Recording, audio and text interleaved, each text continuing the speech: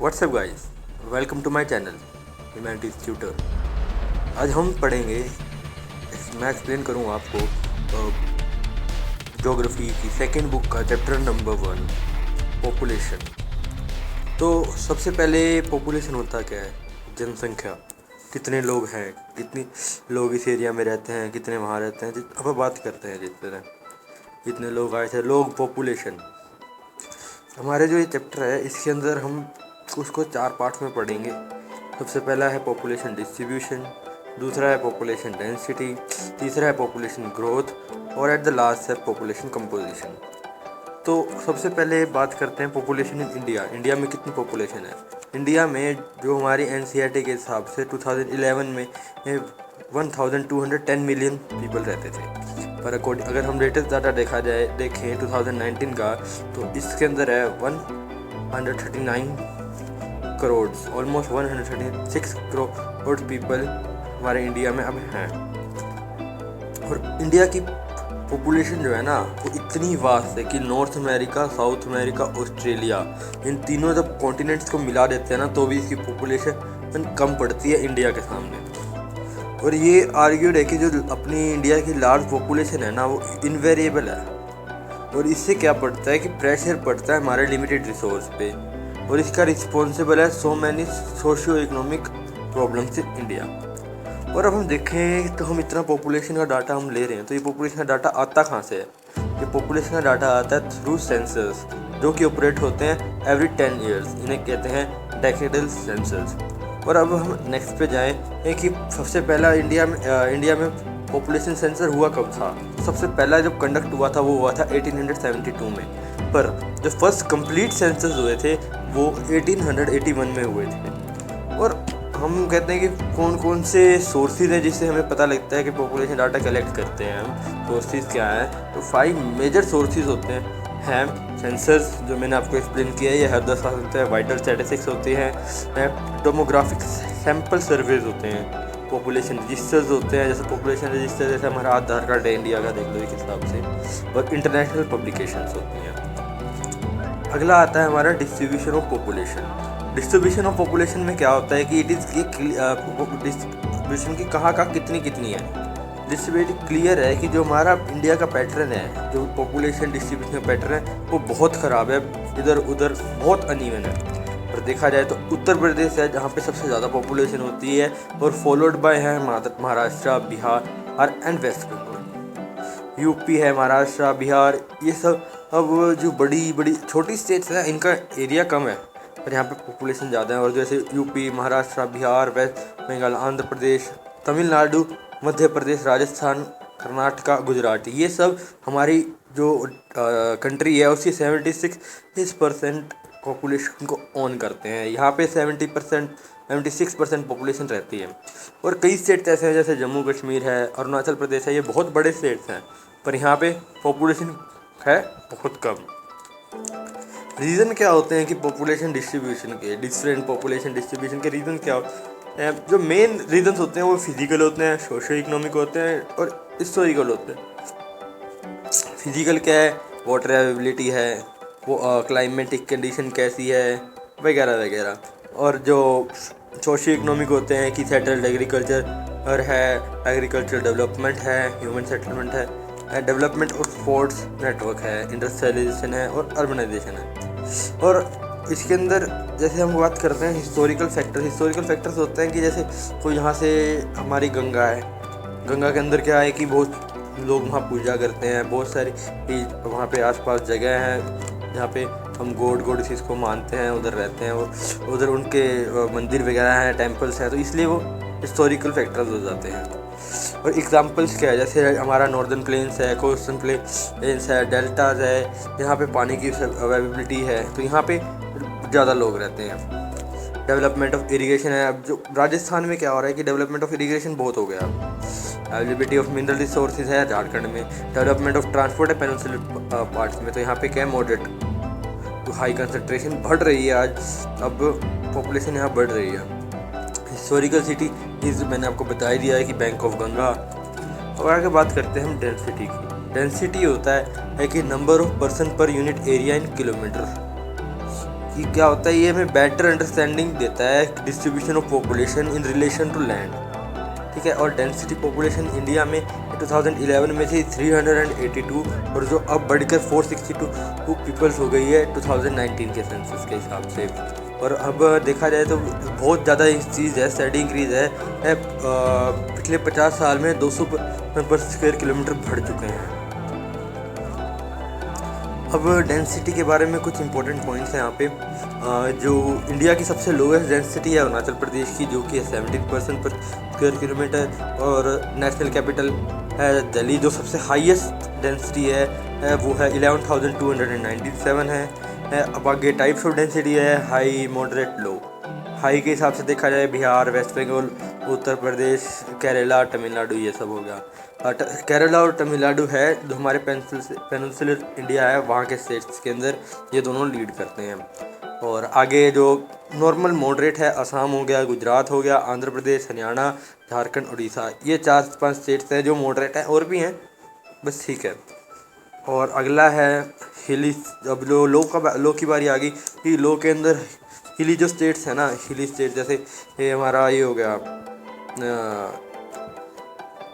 जम्मू कश्मीर हो गया, और नॉर्थ ईस्टर्न स्टेट्स हैं असम को छोड़ के, क्योंकि असम में मॉडरेट हम ऊपर पड़ चुके हैं। और यूनियन टेरिटरीज में भी बहुत कम पॉपुलेशन है, वेरी लो डेंसिटी है, पर हमारा एक्सक्लूडिंग लिखा हुआ है अंडमान और निकोबार आइलैंड्स है।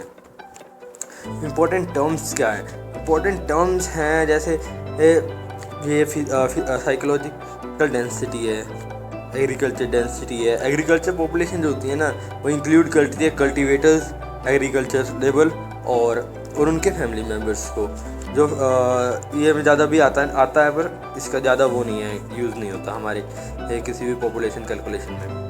ग्रोथ ऑफ पॉपुलेशन क्या होता है कि कितना चेंज आया है पिछले 2 पॉइंट्स ऑफ टाइम में, कितना चेंज आता है। और इट्स रेट ये एक्सप्रेस इन परसेंटेज, और ये परसेंटेज में एक्सप्रेस होता है। तो एनुअल ग्रोथ रेट है वो पॉपुलेशन है 1.64% था 2011 में, और 2021 में जो कि बढ़ के आ गया 0.97, बट अभी भी ये बहुत हाई रेट है।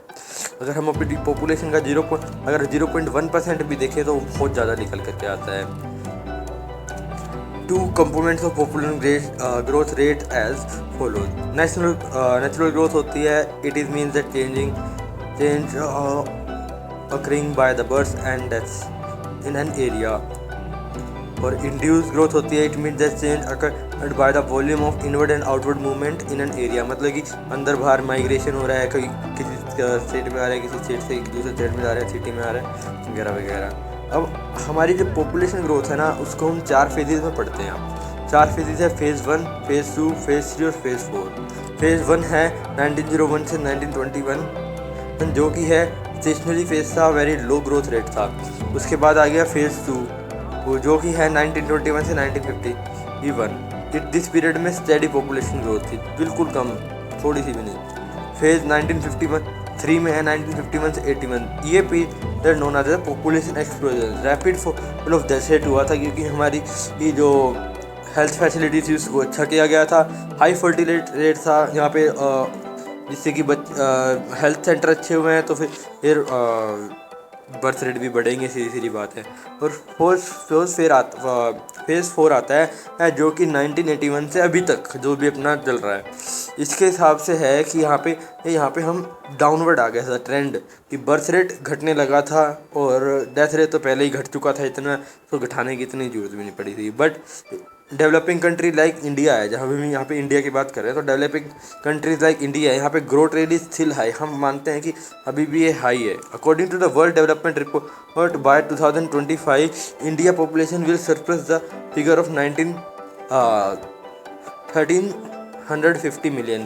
पर देखा जाए तो अगर हम अभी अपनी पॉपुलेशन देखें तो वो 1380 मिलियन से भी ज़्यादा हो चुकी है। इसका मतलब कि उनकी रिपोर्ट जिस हिसाब से थी ठीक थी, पर अभी भी इससे बहुत ज़्यादा पॉपुलेशन हो चुकी है।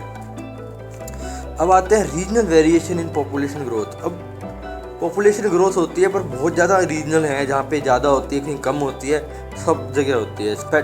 Population growth is India is very uneven, बहुत अनइवन है। It ranges from -0.58% and in Nagaland to 55.88% in Dadra and Nagar Haveli. ठीक है, जो स्टेट्स यूटीज़ है having high growth rate of population states है मेघालय है, अरुणाचल प्रदेश, बिहार, मणिपुर और जम्मू एंड कश्मीर। जो यूटीज़ हैं वो दादर नागर हवेली है, दमन एंड दीव और पौंडीचेरी है। और states UTs having moderate growth rate, moderate है छत्तीसगढ़ का, झारखंड, राजस्थान, मध्य प्रदेश। और अभी भी लो में हैं वो हैं नागालैंड, केरला, गोवा, आंध्र प्रदेश। और यूटीज़ है लक्षद्वीप और अंडमान निकोबार आइलैंड। अब आती है कि एक फैक्टर आता है एडोलेसेंट पॉपुलेशन। एडोलेसेंट मतलब कि जो जिन पर्सन्स की एज 10 to 19 ईयर्स है उन्हें एडोलेसेंट पॉपुलेशन कहा जाता है। Adolescent since 1971 the proportion of adolescent population has remained around 21%. The decade growth rate of adolescent population of India is 12.5% as per the census of 2011. ठीक है, और जो हमारा इंडिया है वो फोर्थ पोजीशन पे आता है 10 to 19 ईयर्स के पॉपुलेशन में, बट आफ्टर पाकिस्तान, नाइजीरिया और बांग्लादेश। अगला है adolescent population and increase 85 million in 1961 to 253.2 million in 2011. Sex ratio of adolescent population of India is 898 females per 1000 males. अब बात आती है तो गवर्नमेंट क्या स्कीम्स देती है। गवर्नमेंट ने हमें एक स्कीम दी है नेशनल यूथ पॉलिसी 2014। ये वो क्वेश्चन बहुत इंपॉर्टेंट है और ये मैक्सिमम बार आ जाता है। इसके अंदर क्या है, national youth policy launched in February 14 proposed the holistic vision for the youth of India, which is to improve the youth of country to achieve their full potential and through them enable India to find a rightful place in the community of nation. ठीक है, जो NYP 2014 के हिसाब से इसने decide किया हुआ है कि youth persons in the age of group हैं वो हैं 15 to 29 ईयर्स। अब अगला हमारा आ जाता है, अब हम बात करेंगे पॉपुलेशन कंपोजिशन की। ये हाँ हम 5 पार्ट्स में पढ़ेंगे, rural urban composition, linguistic composition, linguistic classification, religious composition, composition of working population. In detail हम इसको एनालिसिस होता है, ये डिटेल एनालिसिस होता है एज एंड सेक्स का, प्लेस ऑफ रेजिडेंस का, एथेटिक कैरेक्टरिस्टिक्स का, ट्राइब्स का, लैंग्वेज का, रिलीजन्स का, स्टेटस का, लिटरेसी और एजुकेशन का। बहुत सारे इसमें होते हैं। सबसे पहले हम पढ़ते हैं रूरल अर्बन कंपोजिशन। ये क्या है, in India it is said that India में ऑलमोस्ट 68.84% लोग जो है वो विलेजेस में रहते हैं 2011 के सेंसस में। और इंडिया में 6,40,000 विलेजेस हैं। परसेंटेज ऑफ रूरल पॉपुलेशन जो है हाई है हिमाचल प्रदेश में और बिहार में, और बहुत कम चली जाती है गोवा में और मिज़ोरम में। दिल्ली है सबसे कम पॉपुलेशन है यहाँ पे रूरल, जो कि है 2.50%। जो दिल्ली की पॉपुलेशन है उसकी सिर्फ 2.50% पॉपुलेशन ही गांव में रहती है। Rural population in Indian states. तो rural population in Indian state क्या है, स्टेट्स हैविंग हाई इसको भी हम 3 पार्ट में पढ़ते हैं। State having high proportion, moderate proportion और लो प्रोपोर्शन। हाई प्रोपोर्शन वाले हो गए हिमाचल प्रदेश, बिहार, असम, और लो प्रोपोर्शन वाले हो गए मेघालय, उत्तर प्रदेश, अरुणाचल प्रदेश वगैरह वगैरह। और जो लो पॉपुलेशन रहती है स्टेट्स में आता है गोवा, मिज़ोरम, और यूनियन टेरिटरीज में सबसे ऊपर आता है दिल्ली और Chandigarh. Rural urban composition. Rural urban population में क्या है, urban population in India states region having high degree of urbanisation, states Goa, Mizoram, वही होएगा, उल्टा हो जाएगा। और यूनियन टेरिटरीज में आता है Delhi, Chhattisgarh. Region having low degree of urbanization, Himachal Pradesh, Bihar, मतलब जो उसका ऊपर वाले में कराया उससे उल्टा ही आएगा। लिंग्विस्टिक कंपोजिशन में क्या है कि India is the land of linguistic density, diversity. यहाँ बहुत सारी लैंग्वेजेस हैं, but there are 179 languages and as many as 544 dialects in India, but now there are 22 scheduled language। मतलब कि वहाँ पे हमने कुछ लैंग्वेज हमारे इंडिया में वो कर लिया कि ये हम इनको मानेंगे, जो कि हैं सिर्फ 22 और नॉन शेड्यूल्ड लैंग्वेजेस। हिंदी जो है वो सबसे हाईएस्ट है, और दूसरी साइड बाडो, मणिपुरी और संस्कृत है जो कि सबसे लोएस्ट है। लिंग्विस्टिक क्लासिफिकेशन ये टेबल है इसकी फैमिली हमें याद ज़्यादा ज़रूरी रखनी होती है, क्योंकि ये पेपर में आ जाती है, ये फिर भी थोड़ा कम आता है। ब्रांचेज और स्पीच एरियाज कम आते हैं। हमें फैमिली और सब फैमिली, ये हमारी NCERT की बुक का ही है, इसको हमें अच्छे से याद करना है। रिलीजियस कंपोजिशन क्या होता है? Religious is one of the most dominant और affecting the culture and political life of the majority city. Hindu जो हैं वो डिस्ट्रीब्यूट इन मेजर ग्रुप में जो कि स्टेट्स रहते हैं, इंडो बांग्लादेश बॉर्डर पे रहते हैं, इंडो पाक बॉर्डर पे रहते हैं, जम्मू कश्मीर है, हिल स्टेट्स हैं, डेक्कन प्लेटू है, गंगा प्लेट यहाँ ज़्यादा रहते हैं। मुस्लिम कहाँ रहते हैं? ये जम्मू कश्मीर में ज़्यादा रहते हैं, डिस्ट्रिक्ट ऑफ वेस्ट बंगाल और केरला में, और डिस्ट्रिक्ट ऑफ उत्तर प्रदेश, और in and surround Delhi and in the Lakshadweep. और the other religious of India include Zoroastrian, tribal and other Indian faiths and beliefs. These groups are concentrated in the small packets scattered throughout the country. और अब बात करते हैं हम Christians की। हमारे यहाँ पे क्रिश्चियंस रहते हैं पर माइनॉरिटी में आते हैं, बहुत कम जगह रहते हैं। ये मैक्सिमम रहते हैं western coast around Goa, Kerala and also in hilly states of Meghalaya, Mizoram and Nagaland, Chhota Nagpur area और हिली एरियाज ऑफ मणिपुर में भी रहते हैं थोड़े बहुत। और सिक्स है ये मैक्सिमम पंजाब, हरियाणा, दिल्ली और थोड़े बहुत अब यूपी की साइड भी फैलने लगे हैं। जो जैन्स और बुद्धिस्ट है ये सबसे स्मॉलेस्ट रीजन है। जैन्स कहाँ रहते हैं? Maximum in the urban areas of Rajasthan, Gujarat, Maharashtra. और जो बुद्धिस्ट है कंसंट्रेटेड है mostly in Maharashtra, Sikkim, Arunachal Pradesh, Ladakh in Jammu and Kashmir.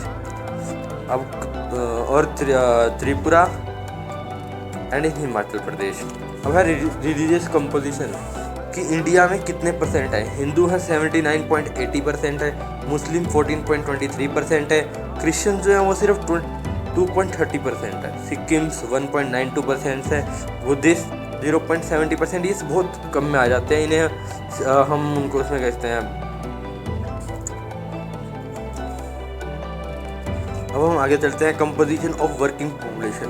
Working population क्या है? कि जो पॉपुलेशन हमारे देश में हमारी GDP को बढ़ाने में हेल्प कर रही है, the proportion of the working population to the total population, जो वर्किंग पॉपुलेशन हमारे हेल्प कर रही है हमारे GDP को बढ़ाने में, उसे हम वर्किंग पॉपुलेशन कहते हैं। और the proportion of working population of the total population is called the work participation rate. Work participation rate होता है।